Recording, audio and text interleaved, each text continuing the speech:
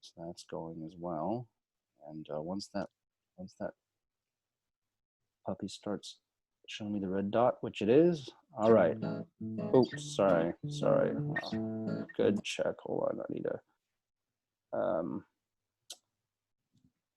silence that. Okay, let me try that one more time. All right, so grabbing audio off the audio software. Video is already rolling. Okay, great. So I'm ready, and we'll just start. I'll give a little 3, 2, 1 countdown, and we can jump in. So Perfect. Starting in 3, 2, 1. My guest today is Eric Brotman, who is the CEO of BFG Financial Advisors, a wealth management consultancy. Eric has over 25 years of experience in the financial planning industry and serves on the board of trustees for the Maryland State Retirement and Pension System. He's the host of the podcast Don't Retire, Graduate, and the author of a book bearing the same name, which will be published in September 2020, both of which are guides to retirement planning. Eric's work has been featured in Forbes, The Wall Street Journal, and Yahoo Finance, among other publications, and he speaks regularly on the topics related to financial and retirement planning and wealth management. I invited Eric to the podcast today to share insights about the intricacies of whole life insurance, which he deals with in his practice, because whole life insurance, while not being the right choice for everyone, can have a dual purpose, serving as both life insurance and a wealth preservation and tax planning vehicle. So Eric, thanks so much for joining us today to share your knowledge and insights on this. Andrew, it's great to be here. Thanks for having me.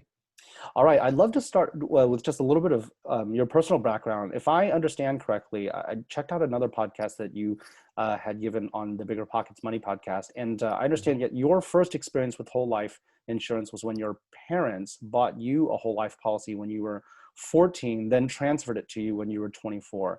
And I'd love to just better understand, like, what did you end up doing with that policy, and what were some of the key insights you learned from that? You're absolutely right. My folks had I think good insight to get whole life insurance for myself and for my younger brother when we were kids. And the whole life policy that I functionally took over in my early 20s, I took over the premiums for it. I was working and that was fine, but I used that whole life insurance policy to create greater wealth for myself on multiple occasions during my lifetime. Clearly, there's been no death claim. I'm here, I'm well. But I've used the policy a number of times. So I used the cash value in the policy for the down payment on my first home. So in the mid 90s, when I wanted to have a down payment on a home, I used that collateral, used the whole life policy, subsequently paid it back, but sold that home at a significant profit in 2007. So I consider that whole life created some additional wealth for me. Then in 2003, I started BFG. And when I started the company, no banks would lend me money. They wanted nothing to do with me. I had no P&L. I had no corporate tax returns. I had no proof that this was going to be successful. Banks wouldn't talk to me. So I borrowed money from everywhere. I borrowed money against my home. I borrowed money against credit cards. I borrowed money out of my life insurance policy. I borrowed money from my mom. It was just doing the things we had to do. And of course, I will say that I paid mom back first, because of all the places I wanted to keep good credit, that was the first place. But the whole life policy was invaluable to me because I was able to get access to capital, not only without tax ramifications, but without giving up the upside of the growth in the contract, which I thought was terrific. And I've subsequently paid that back, and it's now collateral. And I own life insurance in the same way on my own daughter. And she's 10 years old, and it's paid for life. There are no further premiums. When I turn that over to her, whether it's a graduation present or a wedding present or something that happens because of my death, she'll have an asset that'll grow forever, that'll be tax-free forever, and she'll have the ability to use that in her own lifetime. All right, that's excellent. I want to probe into some of the strategies that you found and you were able to use successfully here in a moment. But just to help our audience level set a little bit better. So, when it comes to term life versus whole life, a lot of my listeners probably know the basics, excuse me, namely that, term, inexpensive level premiums for the duration of the policy, but no guaranteed benefit. You get nothing if you outlive it, the policy. So you're really buying peace of mind with that. Whole life, rather broadly defined, since there's a few different types of it. Much more expensive premiums, but guaranteed death benefit. There's no term when it expires. There's also a cash value component that's fairly guaranteed return that usually has a lower bound, something like maybe 2%, and also an upper bound realistically. And they've probably heard the mantra, buy term, invest the difference. For what kind of people does whole life actually make sense? Like, what are the markers of someone who would actually benefit from whole life? Andrew, it's a good question, and I think it's actually a two-part question. So if I can take the beginning part first, I don't want to I don't want to say anything nasty or terrible about term insurance. I own term insurance. There are reasons for it. So this is not an either or. Term insurance serves a purpose. It serves business purposes. It serves catastrophic, death purposes. If you have infants and you're trying to make your budget work, term insurance makes a huge difference if something happens to you. So this is not an either or; it's an and. Um, Folks who should own whole life insurance, in my opinion, are folks who have significant income tax concerns. They're folks who have already hit their targeted retirement savings rate. It doesn't mean they're already financially independent. It means that they've done a financial plan and they know that they need to put away 18% of what they make. I'm pulling that number out of the sky. It's different for everyone, but they're putting away the 18% they need. Now they have additional wherewithal, and this becomes something that you can do on top of that. So I wouldn't necessarily take away from the other things you're doing. Don't stop funding your 401k or Roth IRAs or health savings accounts or other types of things, or forego 529 plans. Whole life insurance is an accretive thing. It's an additional thing. Now, what I will say is when folks start to build big portfolios, particularly non-qualified portfolios, there are only certain ways to protect yourself against taxation. And one of them, of course, is municipal bonds, where folks will say, well, I'll be in a tax-free bond so I can avoid some income. And of course, or some income tax, but in some ways they're avoiding income too because the rates are so terrible right now. But what whole life insurance does, in my opinion, is it becomes part of the cash equivalent, part of the safe portion of a portfolio. And so we actually use it as an asset class in a model where it is similar to a money market or a short-term bond or a tip or all the various types of things that you can hold that have some liquidity. Now, I look at it not as short-term immediate access. I mean, it is collateral, but it takes some time to build it to where there's meaningful cash value in it. So you're not going to buy this and the next day borrow from it. That's not how it works. You have to build it over time. But we found that contracts, particularly those contracts that are short pay or those contracts where you have a limited number of payments but have coverage for life, are equivalent to doing a 10-year mortgage instead of having an eternal rent payment. Term insurance is rent. You can rent this place, call it the apartment. You can rent it for 10 years or 15 or 20 or 30. But when that's over, you got to move and you no longer have the apartment and you have no equity for it. You have nothing to show for it. Now, it housed you for that period of time, but then you have nothing to show for it. With whole life, you're essentially paying it down like you'd pay down a mortgage, and then you own it and you can do lots of various things with it. And it's the most tax favored vehicle on the planet. I consider it similar to a Roth IRA with no contribution limit and with a death benefit. From a tax purpose, that's what it's like. Gotcha. So that makes sense to me. You mentioned a moment ago that you don't view it as an either or, it's an and. So it doesn't come at the expense of, contributing to your retirement accounts or putting away for, retirement in general. Where in the stack rank would you, advise sort of the typical profile of a person for whom whole life insurance is actually suitable? Where in the stack rank should they put that in terms of their asset allocation? Do they do all their retirement stuff first, all their financial independence stuff first, and then life insurance, or does it get blended in along the way? I think it can get blended in along the way, and it certainly depends on the situation. It depends on age and health and lots of factors. But I think the very first thing that we tell our clients to do is to make sure there's no adverse debt. So before you can't build your castle before you've dug the moat, but you also can't get out a hole without stopping, the digging process. So first get out of adverse debt. You want to make sure you're contributing to your retirement plan, particularly if there's a match. Take the free money, whether if your employer's matching to 3 or 4 or 5 or 6%, make sure you at least take that. It's foolish to leave that on the table. The other thing that I think would come before whole life most of the time is HSAs. Health savings accounts are really underutilized, understood, and incredibly powerful. And people confuse them with flexible spending accounts and other things. But I think the getting to the employer match and making sure you've got your HSA contribution, because that truly is the perfect tax vehicle on lots of levels. I think that generally comes first. Beyond that, Your contribution to a whole life contract is part of your savings rate. So if your target is to save 18% or 20% or 17%, whatever it is, whole life premiums can be a portion of that. You do have to adjust for your return expectations. Because to your point, whole life is not designed for growth as much as it's designed to plod along. It's like the tortoise and the hare. Every time I hear it, the tortoise wins. But you're not going to get a 7% return on whole life insurance. What you will get is you will get an eternal return. You will get typically about a 10-year period where you're paying the mortality expenses and you're getting very little return on your cash. The cash is there. It's becoming a sinking fund for you, but it's not really growing a whole lot. Beyond that 10-year mark, you can see 4 and 5 and 5.5% returns, but you have to sort of pay the piper and do those first couple of years. It's almost like your equity in your home is going to grow whether you have a mortgage or not, but it'll sure feel better if there's no mortgage and the equity's growing than if it's just a piece of the pie. Yeah. At what income or wealth level, in your experience, does it start to make sense to consider whole life? You mentioned this is typically for people who are, for whom tax planning is actually a thing. Yeah, I certainly don't think it's for everyone. And mostly it's because of the illiquidity and the inflexibility.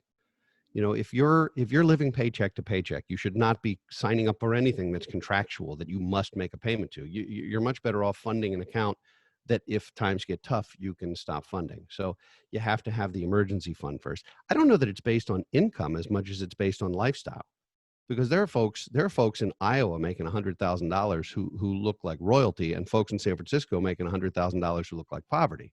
So it just depends where you are. I don't think it's an income level as much as a positive cash flow level for your household.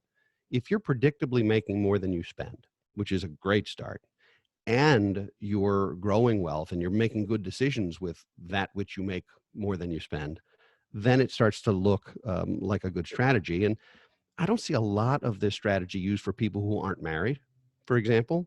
I think it's a great way to preserve insurability for your children, and we can talk about that. I also think it's great for married people as a pension replacement or a Social Security replacement tool. So what a lot of times couples don't think about when they're exploring their own retirement, they look at, well, we're each going to have a Social Security payment, which we can talk about whether that may or may not be true in 20 years, 30 years, whatever, but let's assume it is. Let's assume both spouses or both partners get a Social Security payment.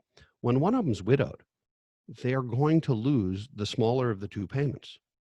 So there is an absolute guarantee of a pay cut when one of you is widowed. Now, some would argue, yes, but my expenses will go down. Maybe they will, or maybe you'll need more expenses because you need somebody to help care for you in a different way, or because you want to travel to see your grandkids more because you're living alone, or whatever it is. So I think the assumption is there will be a pay cut. What assets will you suddenly be able to access to handle that pay cut? And whole life insurance is the ideal, I think, solution for that. So here's how that would work. Let's say that your Social Security between two spouses is $20,000 a year, hypothetically.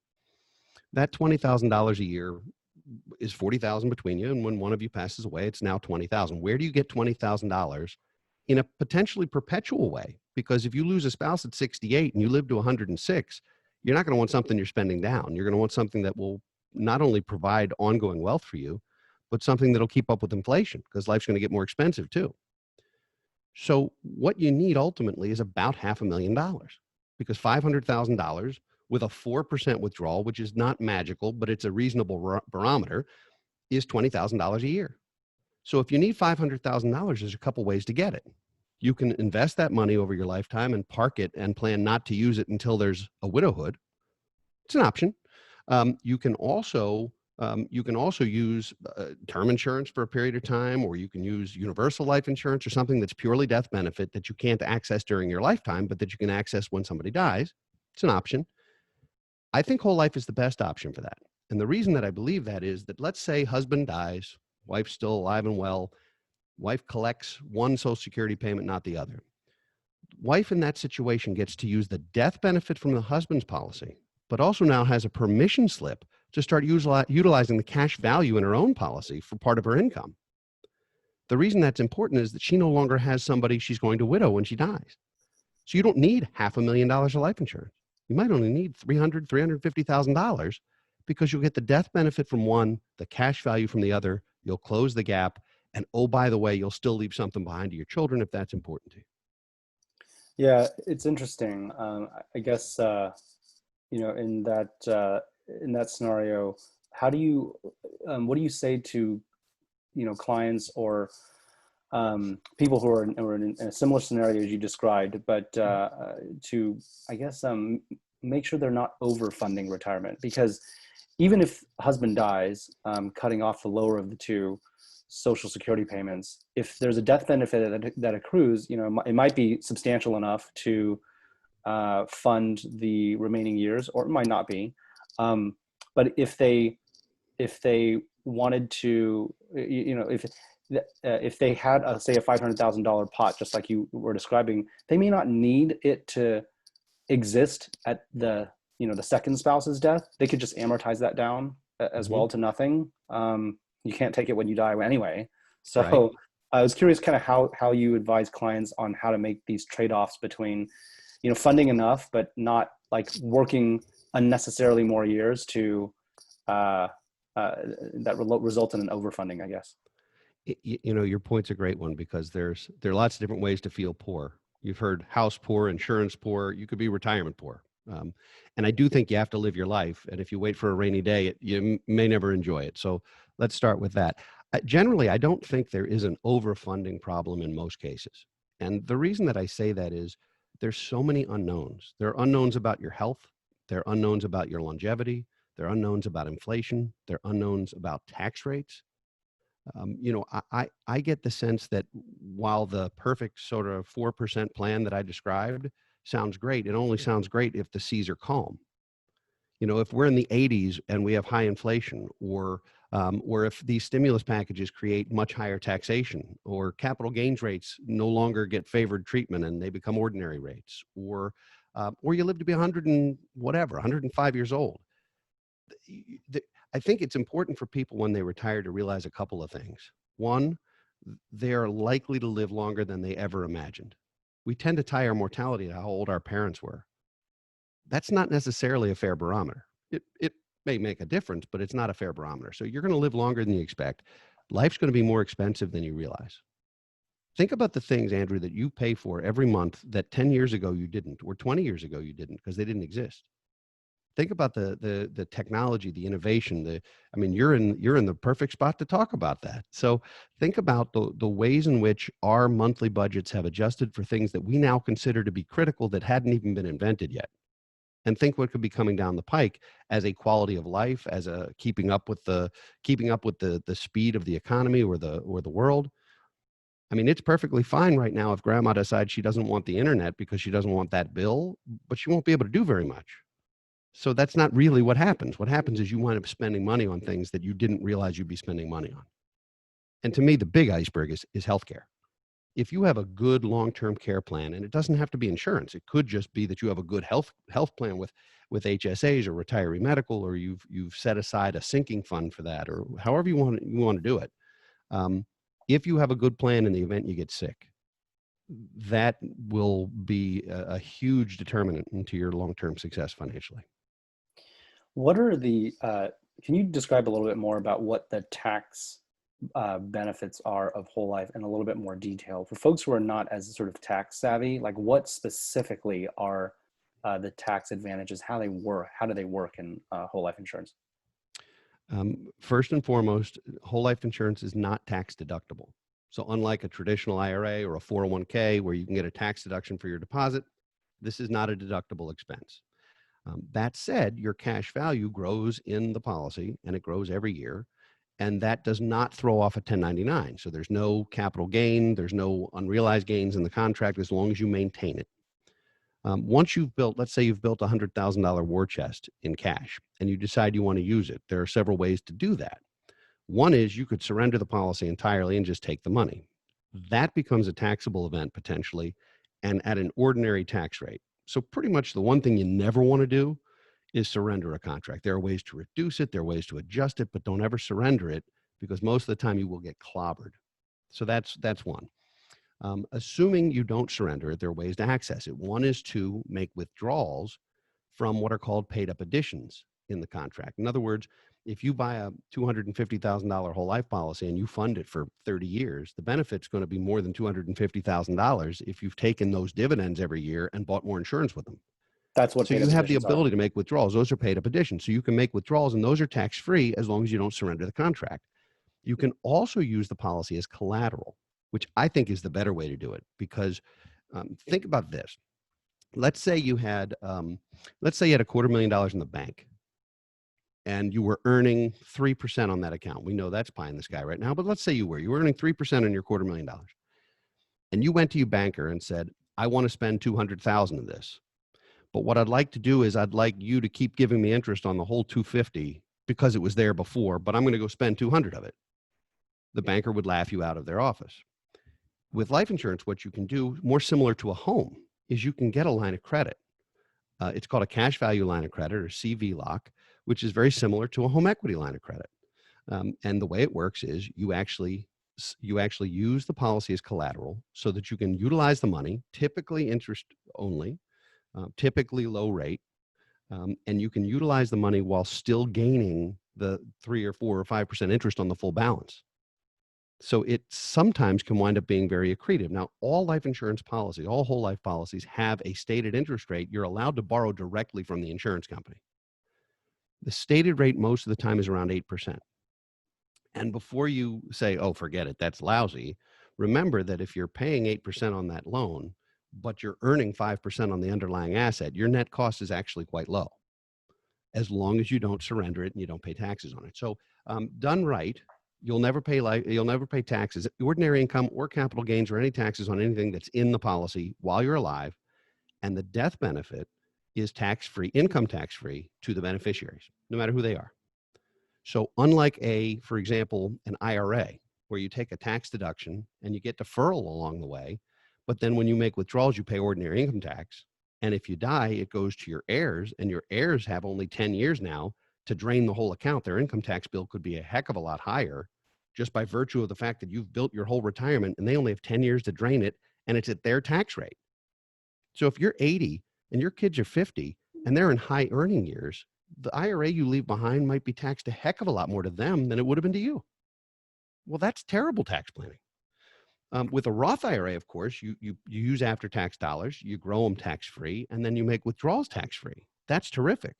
But there are all kinds of age restrictions on them, and there's contribution limits. If you can only put $6,000 a year away, or $6,500 a year, that's not a huge amount of money. So you have a very limited amount of money. It's capped based on your income.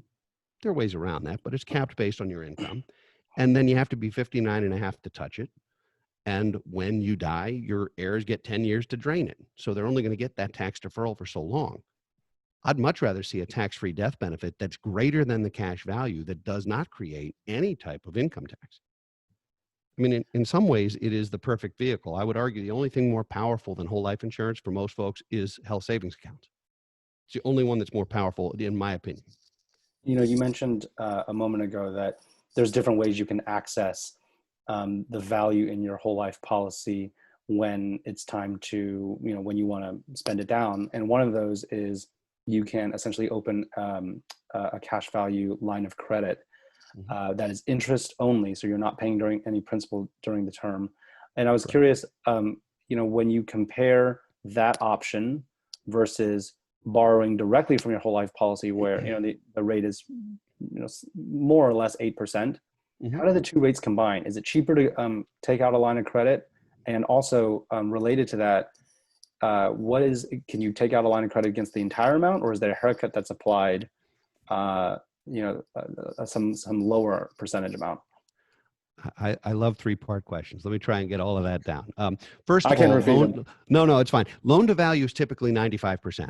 So unlike an investment account loan that might be capped, or a margin loan that might be capped at 50% or so based on your underlying assets, or a home equity line that might be capped at 80%, cash value line is usually capped at 95%, which is significant. The second thing is, typically these are based on prime rate. So in an environment like today where rates are low, you might be able to do the cash value line of credit at 4%, which is better than the 8%.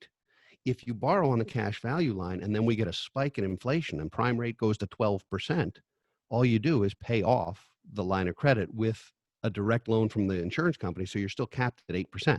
So essentially you can have a lower rate than 8, but never a higher one.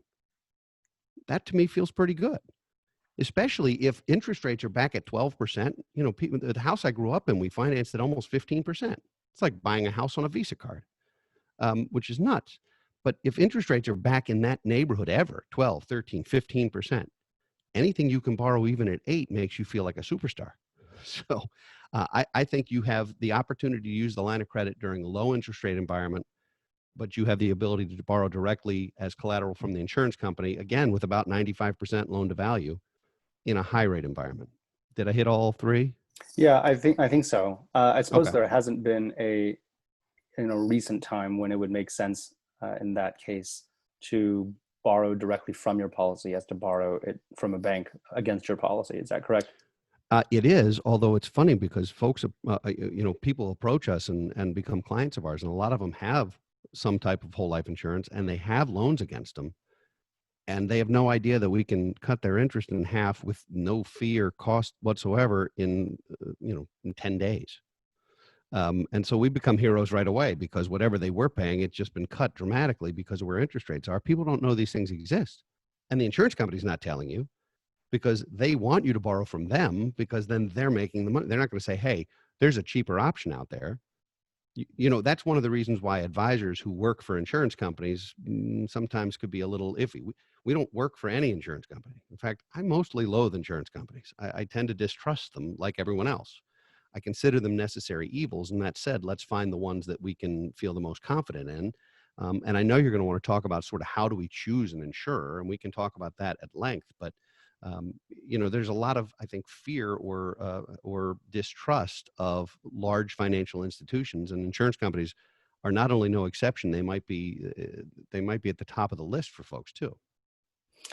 Okay, I definitely want to probe on what to look for when you look for an insurance company here in a moment. But I wanted to close out some of the tax related considerations that folks should keep in mind. And one question I had is, when financial advisors say that whole life can help, say, particularly high net worth individuals with estate planning, what exactly do they mean? Like, how exactly is whole life used for estate planning, and how large of an estate do you need before you start to get real mileage out of a whole life policy for estate planning purposes? It's funny. I don't use whole life for estate planning very often, because a lot of the benefit to whole life is the control that you have and the ability to use your own money. And inherently, if you're trying to do estate planning, it means getting money out of your control, which defeats one of the primary purposes of whole life insurance. So there are life insurance solutions for estate planning, and there are lots of them, but I rarely use whole life for that purpose. If I am going to use whole life for that purpose, it's part of a gifting strategy. And at that point, the idea is grandma or grandpa are paying premiums for their kids and their grandkids' whole life policies and they're gifts only to the extent if their kids or grandkids own the policies. If grandma and grandpa own them, there's no gift tax. There's no gift whatsoever. They still own them. The good news there is that at their death, the death benefit isn't taxable by the estate, only the cash value is. So it's a little bit of a tax savings. The better way to do it, frankly, if you really have an estate large enough that you're concerned, or if you live in a state where estate or inheritance taxes are particularly high, if you're going to do this, gift the premiums every year and allow your kids or grandkids to own them themselves, so that there is absolutely no clawback to you whatsoever. There are better strategies, I think, for amplifying an estate than whole life insurance, but whole life can help if it's part of a gifting strategy for multi-generational planning. That's interesting. So given that the current, lifetime estate tax exemption is almost 12 million bucks, I understand that the death benefit for any insurance policy is income tax free. You could gift the premiums, as you said. But most people are not going to die with 12 million bucks of assets. And True story. most everything you leave to your heirs, whether it's real estate or a mutual fund, is going to be tax free anyway. And so one question I think that folks in my audience might be fairly thinking about is like, in what scenarios could it be advantageous to introduce life insurance for estate planning, given that you have this really high estate planning allowance anyway? Great question. First of all, the estate planning exemption, the unified credit amount, has a sunset provision on it in a few years. So in the absence of action by Congress, and we can talk about whether Congress acts anyway, but within the absence of action by Congress, the exemption will drop again significantly. There are also states that are strapped for cash, and going after the perceived wealthy estates is low-hanging fruit. It's very easy politically to go after that. So I think right now we're in an environment where there are some very friendly tax provisions to very wealthy people. I can't fathom that's going to continue, simply because there's a need to close revenue gaps, revenue being a funny word for taxes, but nonetheless, there are revenue gaps that need to be closed, and it will be politically expedient and easy to go after those kinds of folks. So, there are still states where the exemption's only $1 million. And if you have a house and a 401k and a life insurance policy, you're going to be over that $1 million very, very quickly. It really, because it's the death benefit, not the cash value. So even a term policy, if you have a $3 million term policy and you're 40 years old and you're paying $1,000 a year for it, it's costing you not a lot of money, but when you die, that $3 million will create estate taxes to someone. Now, if you're married and you name your spouse, it will be postponed because there is no estate tax at the death of a first spouse. But ultimately, those assets are going to roll downhill, and when they do, they will be taxable at the estate level at the state. So I think it's real important. I mean, certain states, there are only 2 states in the country that have both estate and inheritance taxes, and that's New Jersey and Maryland. Some have none at all. I mean, if you're going to die, die in Florida. It's God's waiting room anyway. They've been joking about that for a long time. But part of that is because of taxes. Part of it's weather, I guess. But there are ways to game the tax system, significant ones, both on an income standpoint and an estate standpoint. But I think it's unrealistic to expect that these exemptions are going to stay, because it's way too small a percentage of the population. And to take that from 12 million to 2 million would still impact such a small percentage of the population in a way that they would plan, that I'd be shocked if that's not reality within the next decade.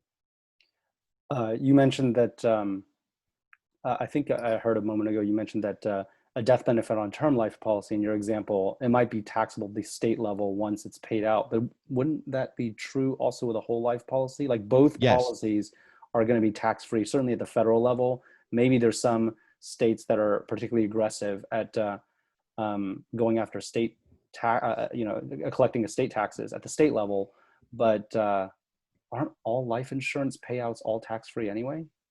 Income tax-free.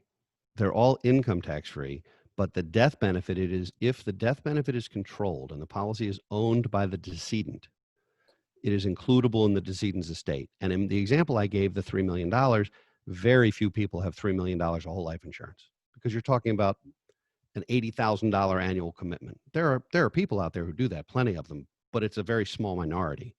Most folks, if they have that kind of death benefit, the reason I used the term example and I used a young person is, in the event of an accident, there's suddenly this big windfall financially in the form of term insurance. There's no income tax on that. But now you have a taxable estate, and you have a widow or widower or kids trying to figure all of this new tax regime out at a point in time where they've just lost a parent or a loved one. It's not pretty, and the state is just waiting for the second one to die like a vulture.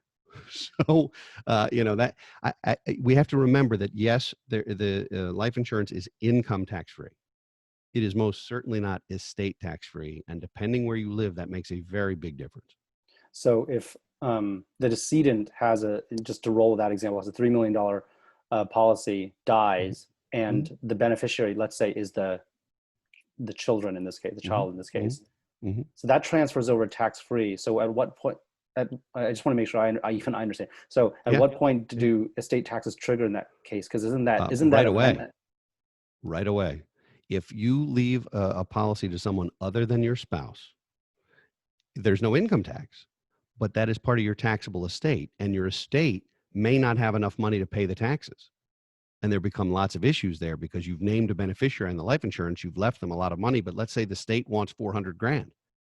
They could take the house to do that because you've left the dollars in another way, or you'd have to utilize some of those dollars to buy the house. I mean, it really is messy. And it happens more often than not in high tax states with term insurance because people aren't really thinking of it that way. If you're buying whole life insurance, typically you are savvy enough to understand that there are tax ramifications and there's some real planning going on. People don't wake up one morning and go, you know what? I think I'm going to buy some whole life insurance. It just doesn't happen. Um, Families recognize that they need insurance for lots of different things, but very rarely does somebody wake up or somebody make a phone call and say, you know what? I'd really like some whole life insurance. Can you help with that? It's shockingly rare. Most of the time, whole life insurance is introduced as a strategy by an estate attorney or an accountant or a financial advisor because there's some reason why that family will benefit from it. But it's shockingly rare for someone to wake up one morning and say, yeah, I think we should do that. I see. So just to synthesize here, if I'm understanding correctly, it sounds like there would be potential tax risk, so to speak, for a high value policy, and not on an income tax basis. That's tax free both at the federal level and the state level, but at the Mhm. estate tax level and at the federal level, that's not really going to impact many people because the exemption is so high. Even if you cut it in half after the sunset provisions, still $6 million. Most people Mhm. aren't going to die with that much money. But at the state level, I understand that there are some states that have quite low estate tax thresholds. And in those scenarios, if you live in one of those states, die in one of those states, have a high value policy, Mhm. it's that scenario, that combination of facts that could Mhm. trigger the tax risk that we're talking about. Is that correct? That's 100% right. And the solutions that are used by estate attorneys and by financial advisors and by insurance agents most of the time involve wealth replacement trusts. They involve some type of insurance that's owned by and payable to a trust that is not controlled by the insured. There are things called irrevocable life insurance trusts that have been used many, many times over the years by families trying to avoid that legally. There's a legal set of gifting rules and other things. And so, at the end of the day, those are things that are possible, but you need to do some strategic and savvy planning. You can't just gift something to the trust in contemplation of your death. There's a 3-year look back period. There are lots of rules involved, and you need an attorney to draft it. So, you start getting into higher expenses to set those up, greater complexity to make sure they happen properly every year, and that's where you really need advice. But if you're in a high tax state and you're looking to own significant life insurance for whatever reason, whether it's income replacement or Social Security or business purposes or anything at all, it's real important to get the right advice legally and from a tax perspective and from a financial perspective. Gotcha. Okay. So for folks in the audience who are proactive, they proactively manage their own investments, they're, say, pretty financially literate.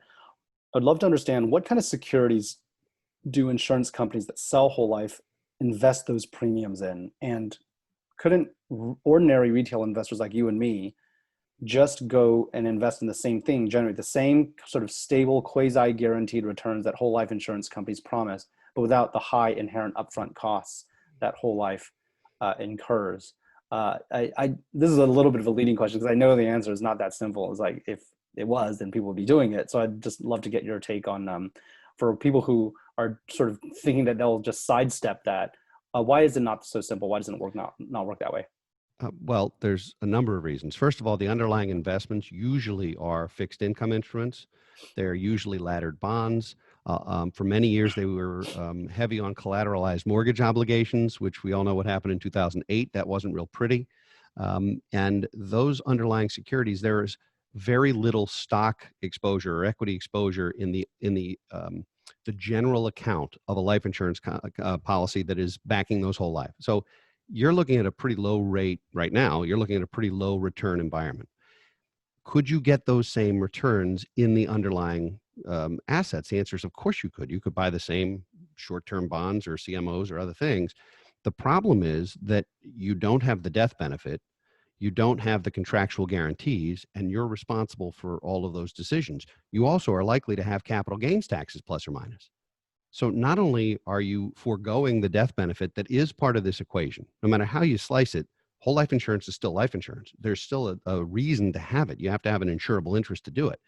So you don't have the death benefit. You don't have the tax benefits. And if you decide that's what you're going to do and 3 years later you drop dead, what you're going to have is a portfolio of bonds that got 2% interest instead of an income tax-free death benefit. So to me, yes, you could do that. You could even do that and then buy term and invest the difference in the CMOs and the bonds. That strategy fails for a couple of reasons. The biggest one is behavior. Most people don't invest the difference.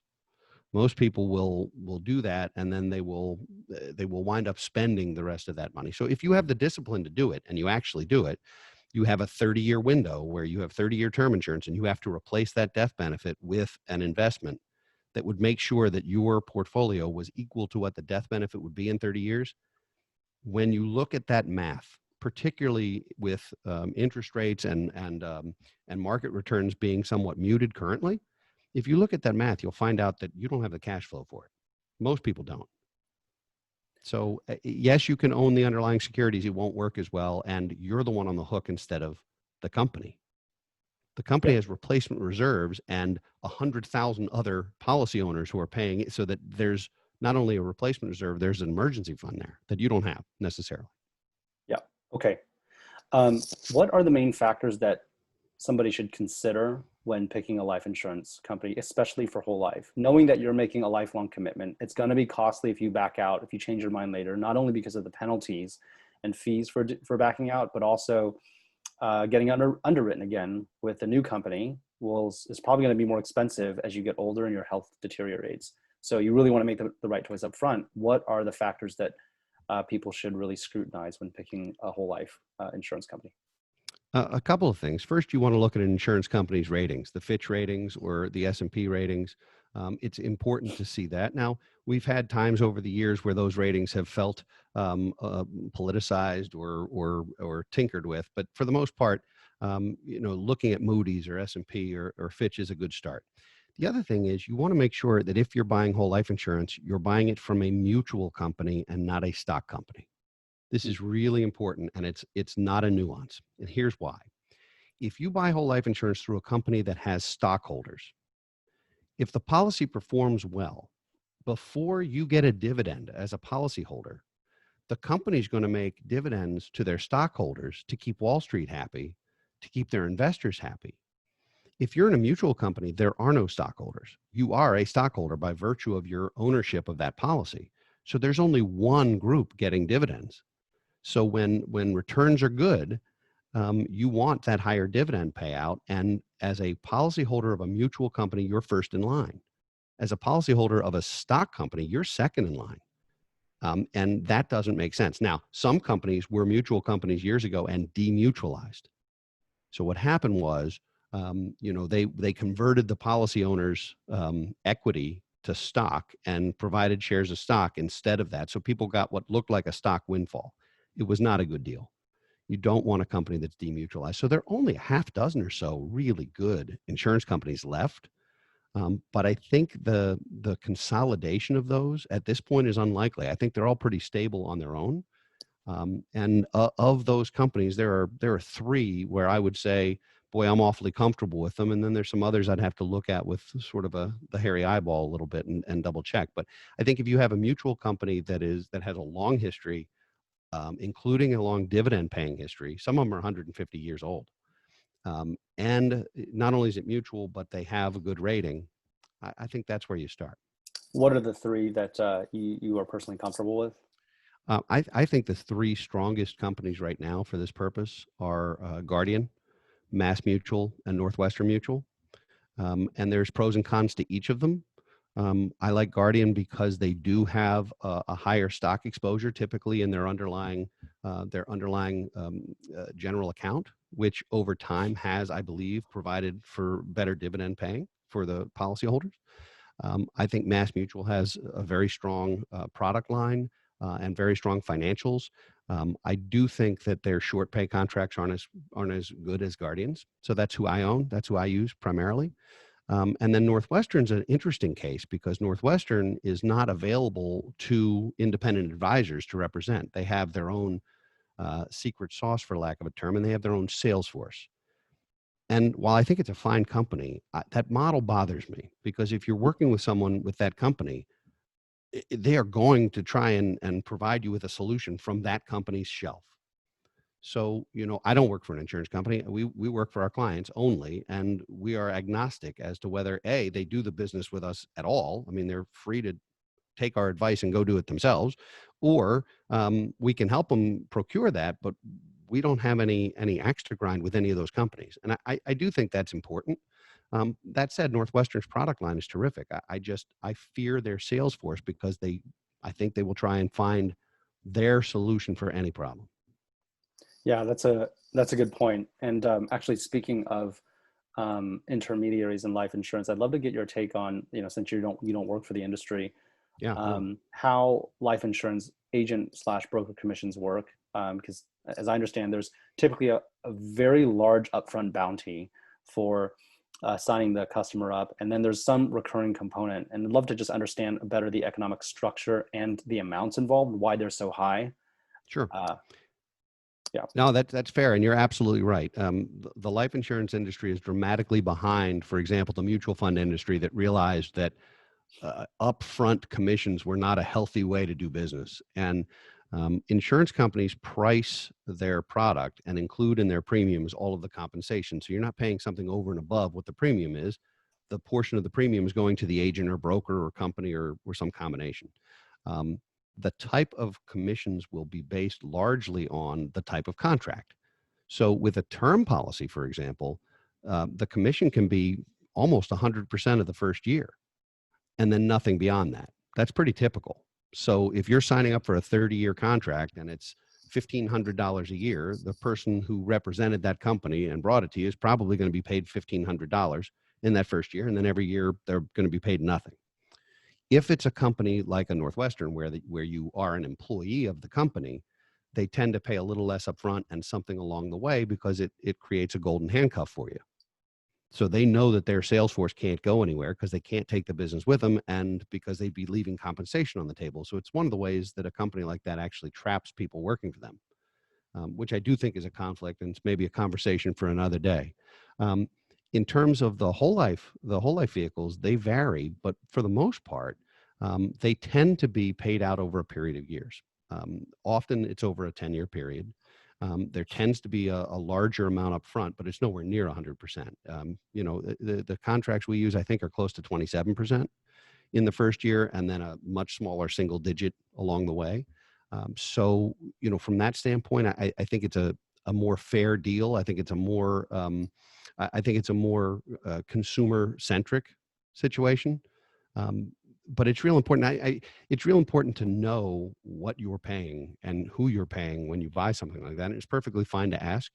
My answer in almost every case is I have no idea, but I'll find out for you, because I deliberately don't want that to be part of our equation in coming up with a solution. Hmm. So I know it exists. It is an inherent conflict of interest. If you're in a practice where you're doing fee-based planning and there's an insurance sale coming, somebody's going to be paid, and it's going to be the same amount no matter who it is. So for us, what we have to say is, you're welcome to do that business with us. We'll take care of it for you. We'll make sure you have various reminders, and we'll make it part of your overall plan. Or we can tell you what to get and you can go get it on your own. Just know you're going to be paying the same amount of money anywhere. Someone will be paid on it. Who do you want to be the one overseeing that for you? Because there's no way to avoid that in the current marketplace that's reliable. Yeah, and I think that brings up a good point, which is that buyers who may think, I can learn this stuff on my own. Why don't I just go buy direct from the insurance company, save paying the commission? That doesn't work. And could you help us understand why it doesn't? You're going to pay, like you said, you're going to pay it no matter what. For whole life, for a permanent product, you're going to pay it no matter what. For term, there are direct-to-consumer term carriers that can be a few dollars less expensive. But that's sometimes buyer beware because you don't know who the carrier is or what kind of quality it is. It certainly exists. Term insurance doesn't require a great deal of sophistication to go buy. I mean, if you really want to do a dive on how much you should have and for how long and why, that's a financial conversation.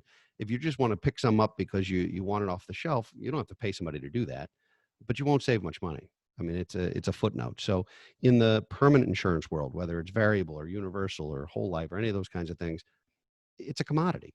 You're paying the same amount no matter where you get it. The question is, who do you want to be your advocate if and when there's a claim, or if and when there's an issue, or to remind you, here's how we're gonna handle this or pay for it, or to include it in your financial plan. So I think most of our clients do that business with us, but they absolutely don't have to. And there have been some exceptions for various reasons. And I tell everybody the same thing in our first meeting. I'm like, look, if you have a brother-in-law at Northwestern Mutual and you're going to screw up Thanksgiving by not doing the business there, I'll tell you what to go get. Go get it. It's fine. In the absence of that, you're going to pay the same thing anyway. And if you're willing to favor us with that, we have a team of people who will take care of it for you. That's all. So just so folks can have a mental picture of this. So for say $1 million whole life policy from one of the three companies that you mentioned, how whoever, regardless of whoever gets paid, over the course of that, payout duration, whether it's 10 years or otherwise, roughly ballpark, how much are they getting paid? Oh, boy. That's such a loaded question because it depends on ratings and ages and premiums, and there's a lot of variety there. Middle-aged male, 40 years old, whole life policy, $1 million. Well, it depends. Is it whole life that you pay for till you're 121, or is it something you pay for 10 times, or do you pay for it till 65? There's so many variables. I think it would be difficult for me to say because every company and every contract's a little different. I will give you a ballpark. To me, on a short pay whole life contract, I believe the total compensation to the agent over the course of the 10-year period is roughly half of 1 year's premium. So if the premium's $10,000 a year and you pay for it 10 times, you've spent $100,000. The compensation to the agent's probably about $5,000 on a contract like that. Gotcha. Okay. Do you ever have folks who cancel whole life? And if they do, what are the scenarios that happens? And when might it actually make sense to do that? Almost never, or truly, almost never. There are ways, as long as you don't own it in a trust that's inflexible, which is why I tell people not to put whole life in trust. There's almost no reason to cancel it. There are better ways to access it.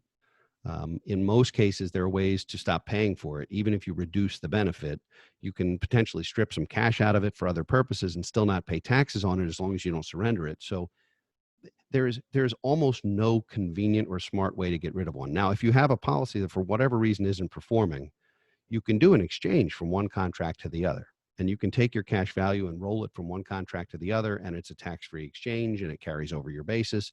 So there are ways to save it. Now, that will take underwriting, and it may or may not be a good idea, but there are reasons why sometimes that makes sense. With whole life, it's rare to cancel. With universal or variable or other types of permanent insurance, there's lots of reasons to cancel because they're based on either markets, equity markets, or they're based on interest rates. And so rarely is that a cash value discussion. Oftentimes it's not a guaranteed premium, and there are reasons why you would cancel it. And often there's a loss. So there's no tax when you cancel it because you lost money. That's a terrible outcome. So, I don't think anybody would deliberately sign up to lose money just so they could avoid taxes. But with whole life, it's extremely rare. I can't think of a good reason to cancel one outright. You can reduce them, you can change them, but I can't think of a good reason, and I can't think of a good tax outcome to do that.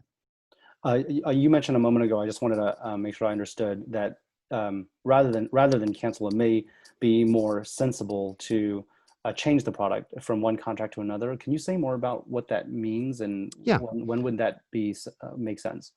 Yeah. Just like in the real estate world where you have a 1031 exchange option where you can exchange one property for another, carry over your basis, and as long as you do it right with the right intermediaries, you don't pay taxes on the sale immediately.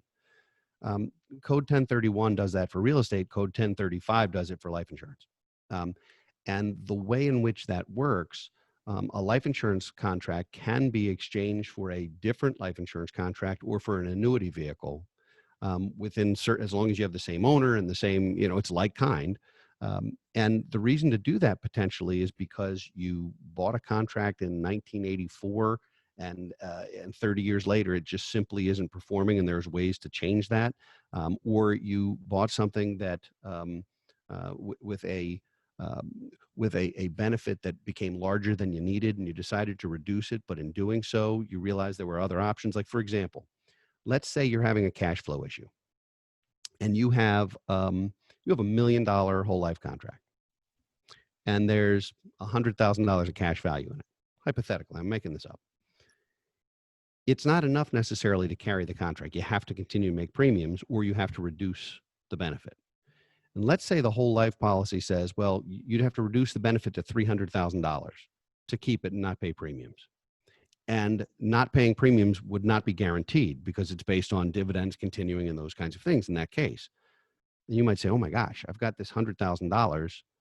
I don't want to pay taxes on it. I don't want to lose it, but I also want to see if there's a way to have more life insurance than $300,000 because that was the key element to doing this. So you might be able to take that $100,000 and use it as a one-time payment to, for example, a universal life carrier that says, we'll guarantee your death benefit till you're 125 years old, and the benefit will be $575,000.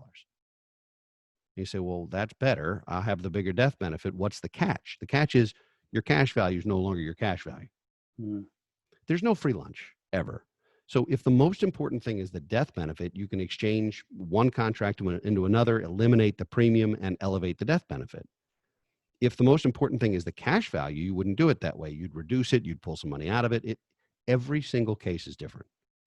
And so it's real important to know that you're working with folks who understand the nuances of it and can help you either unravel something that's not working or improve it or fix it or replace it or supplement it. Sometimes the best advice isn't to get rid of something, it's to supplement it with something else and to have both.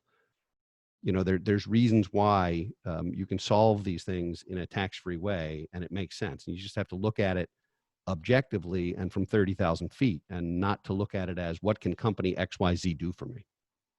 So figuring out what product is right for you, how much, what the term is complex and very case specific, as you mentioned. What are the few most critical questions that you will typically ask a prospective person who is looking to buy life insurance to determine how to best advise them, just so folks can have a sense of what are the kinds of questions they should be reflecting on for themselves before they get to that point? Normally in doing a full comprehensive financial plan, we're going to come up with various scenarios where there's going to be a need for an infusion of capital. It may not require life insurance. It might require some other strategy, but that would be one of the potential solutions. More often than not, our clients aren't saying how much or aren't telling us how much they want. Most of the time we're telling them this would be perfect. Life is not always a game of perfect. So let's see how close to perfect we can get. Because everyone has finite resources.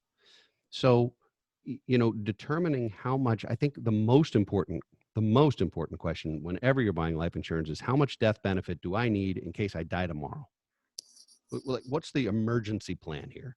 Because having something that's going to grow beautifully for 30 years, but that leaves your family in a lurch if you get hit by a bus tomorrow, isn't a good solution. So the first question is always how much. It's never what kind. It's always how much. Then it's for how long. Do I need this forever? Do I only need it until the kids are out of the house? Do I need it until college is over? Do I need it till the mortgage is over? Do I need it until I retire or collect Social Security? And there are literally an infinite number of combinations and reasons to do that. And there's a solution for everything if you're objective about it. And if you can say, all right, we're gonna plug these gaps with different solutions from different insurance companies and use them in specific ways. But the number one question is how much should I have? And number two is for how long? Then we can figure out, it's kind of like, do you want ice cream or yogurt before you figure out what flavor? What is the need here? What do you want? And then the other thing I would say is that there's a process, there's an experience when you deliver death claims. I mean, I've been at this long enough that we've had clients or their loved ones die. I mean, it happens, of course. And when delivering a death claim, I can tell you definitively the one question no one has ever asked me: what kind of insurance was this? Was this whole life or term? They don't care. How much is it? How soon can I get it? Am I going to be okay? That's all. And if you can answer those questions, that we're gonna get this in the next 10 to 14 days, and it's not going to be taxable, and we're gonna have an account where it can be set up, and yes, you're going to be okay, then we've done our job. If it's, no one's ever asked, what kind of insurance was it? They don't care. It doesn't matter. That's a good point. And then the last question I have is, what are the trade-offs that you see for whole life in the payment mechanism, choosing between short pay versus, a non-short pay contract. What are the trade-offs for choosing one or the other? Well, the trade-offs are cash flow. Your outcome, in a similar way to doing a 10-year mortgage versus a 30-year mortgage, the 30-year mortgage is going to have the lower monthly payment, but the 10-year mortgage is going to build equity more quickly.